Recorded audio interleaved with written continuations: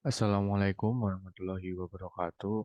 Pada video kali ini akan membahas mengenai percobaan Osborne-Reynolds, yang mana percobaan ini memiliki tujuan praktikum yaitu untuk mengamati aliran pipa laminar transisi dan turbulen.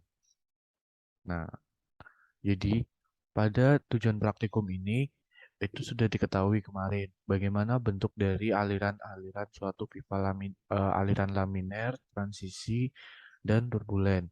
Nah, aliran laminar itu aliran yang seperti ini.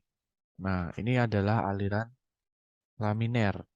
Nah, aliran laminar itu ketika kemarin diberi tinta itu air dengan viskositas tinggi. Nah, itu merupakan aliran yang terlihat secara garis lurus. Sedangkan aliran yang turbulen itu aliran terlihat yang sangat tidak beraturan dan nanti di antara laminar dan turbulen itu merupakan aliran yang transisi. Di mana pada aliran tersebut ketika itu jadi untuk mencari suatu turbulen itu sebisa mungkin mencari dari aliran laminar terlebih dahulu karena untuk sebagai pembanding antara transisi dan turbulen. Jika kebalikannya dari turbulen dulu, maka nanti sulit untuk membedakan antara turbulen dan laminar. Jadi yang dicari dulu untuk alirannya yaitu aliran laminar. Kemudian nanti bisa sebagai pembanding, sebagai aliran transisi dan bisa menjadi aliran turbulen. Nah, di sini kemarin sudah dibagi untuk data kelompoknya. Data kelompok Osborne-Reynolds itu hanya volume tertampung dalam satuan meter kubik. Nah, di sini ada jenis alirannya, aliran laminer, aliran transisi, dan aliran turbulen untuk masing-masing kelompok.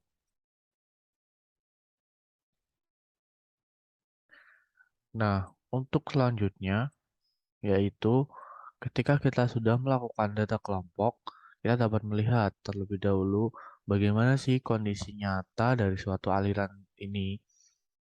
Nah, kita bisa melihatnya di sini.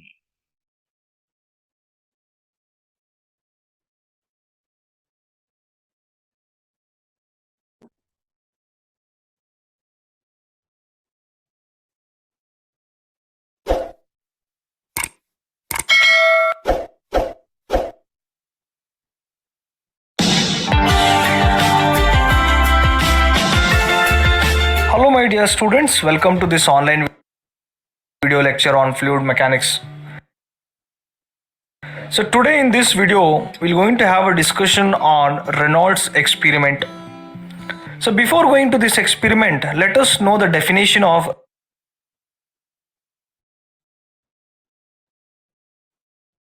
Reynolds number. So, Reynolds number is a non dimensional parameter which helps us to identify the type of flow. So generally the Reynolds number is given by inertia force to viscous force. So based on the Reynolds number, so the fluid flow is characterized into laminar flow, turbulent flow and transitional flow. So to understand these flow, the Reynolds experiment was conducted by O. Reynolds in 1983. So this experiment gives a clear picture about how laminar and turbulent and transitional flow takes place in the fluid flow. The experimental setup consists of water tank, a dye tank and a glass tube and regulating valve. In this experiment, the water from the water tank is allowed to flow through the glass tube. The flow velocity of is varied by operating a regulating valve. At the same time,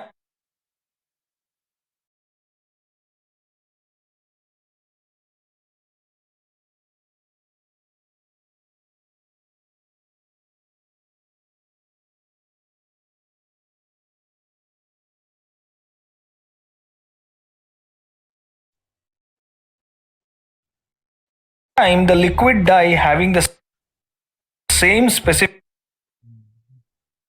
Nah, aduh, ini gimana? Nah, Jadi teman-teman di sini itu untuk aliran laminer itu terlihat jelas dari air yang viskositasnya tinggi, kemudian dia masuk ke, nah ini, masuk ke suatu pipa.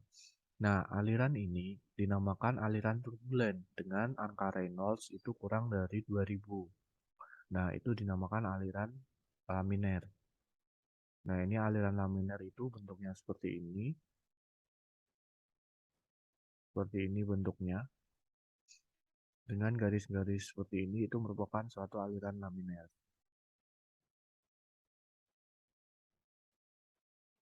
Nah, untuk selanjutnya,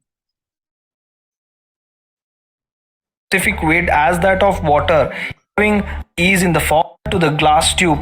Velocity of heavy nature, which untuk ini teman-teman itu merupakan suatu aliran transisi di mana aliran tersebut sudah hampir tidak beraturan karena tadi awalnya lurus dan ini menjadi seperti ini. Nah, makanya itu aliran ini disebut sebagai aliran transisi dengan angka Reynolds kurang dari 2000 dan kurang dari 4000 dan lebih dari 2000.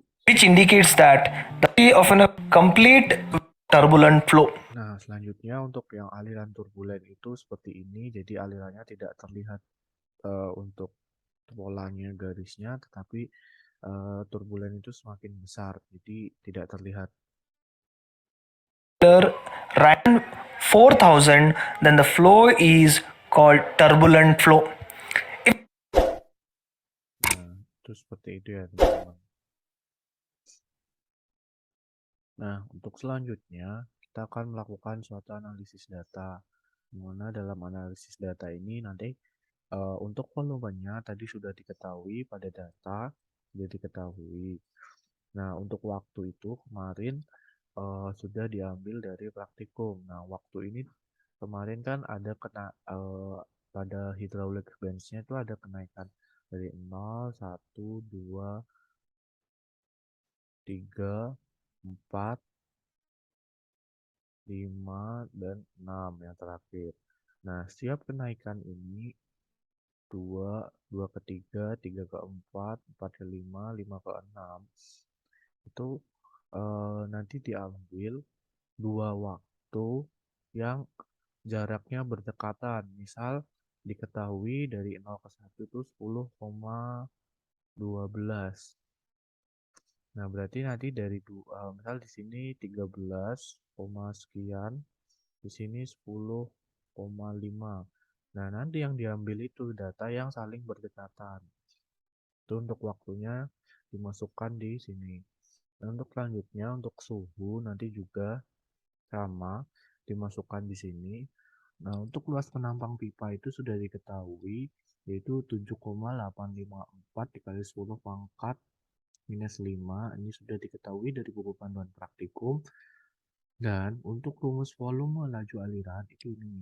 Volume dibagi persatuan waktu. Ini bisa dicari dari rumus.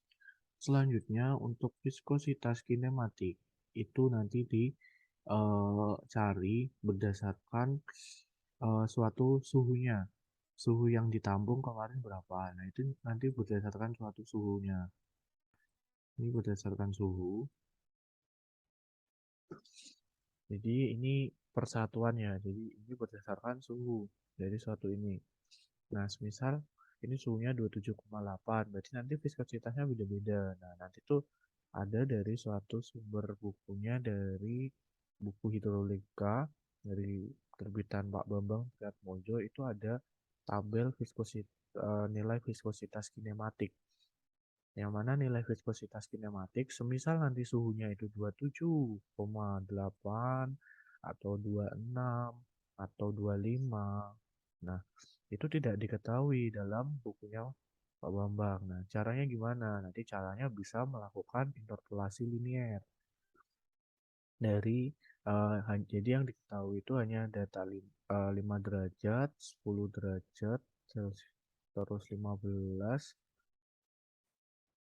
5, 10, sebenarnya 20, terus 30.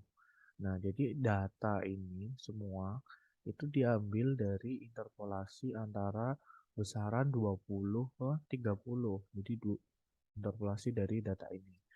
Nah, di sini aku mau menjelaskan metode yang berbeda nanti di Excel. Nah, untuk kecepatan yaitu ini dapat diketahui dari rumus suatu laju aliran dengan luas penampang dibagi dengan luas penampang pipa. Jadi kecepatan di sini itu volume laju aliran dibagi dengan luas penampang pipa. Selanjutnya untuk angka Reynolds yaitu kecepatan dikali dengan diameter suatu pipa dengan diameter pipa ini semisal luas penampangnya sudah diketahui, berarti kita tinggal mencari diameter pipa, di mana diameter pipa itu sebesar 1 cm.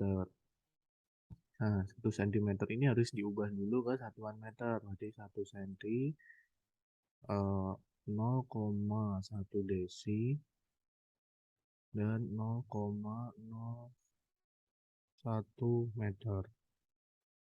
Nah, seperti itu ya.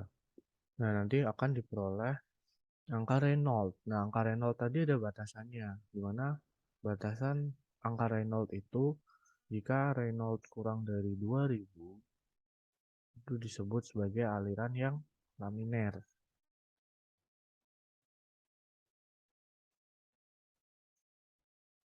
Jika angkanya lebih dari jadi angkanya itu angka Reynolds-nya lebih dari 2000 dan kurang dari 4000 itu sebagai transisi, dan jika angka Reynolds-nya lebih dari 4000 maka disebut sebagai aliran turbulen. Yang ini sebagai aliran transisi, ini sebagai aliran laminer.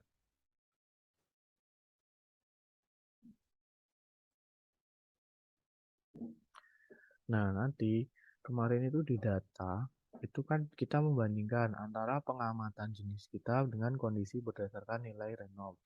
Nah, pengamatan jenis kemarin, semisal ada beberapa kejadian yang berdasarkan pengamatannya itu lurus.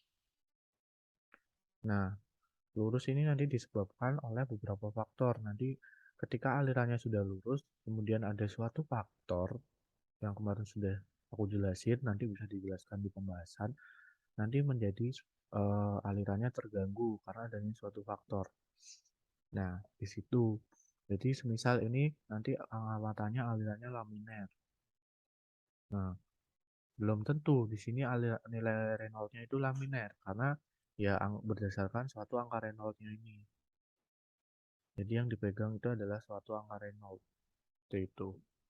Dan untuk selanjutnya, untuk pembahasan dan kesimpulan itu menjelaskan bagaimana pola aliran berbeda antara ketiga keadaan ini.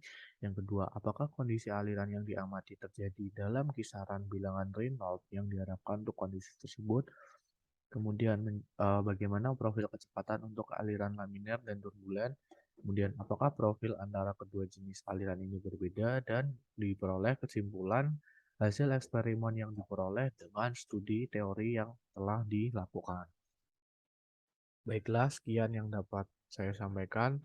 Untuk selanjutnya nanti ada video selanjutnya terkait dengan perhitungan.